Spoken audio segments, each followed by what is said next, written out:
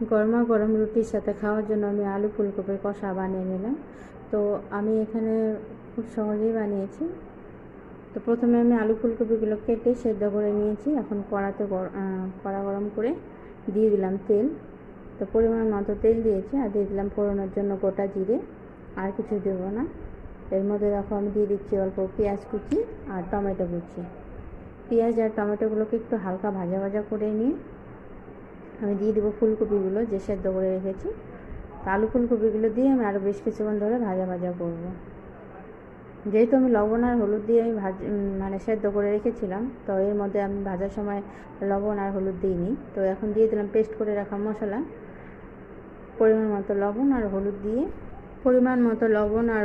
এখানে দেখো কাশ্মীরি লঙ্কার গুঁড়ো একটু দিয়ে দিচ্ছে শুধু কালারের জন্য। আর যেহেতু আমি গোলমরিচ দিয়ে রান্না করছি তো আর কিছু দেব না। আর পরিমাণ মতো চিনি দিয়ে আমি বেশ কিছুক্ষণ অল্প জল দিয়ে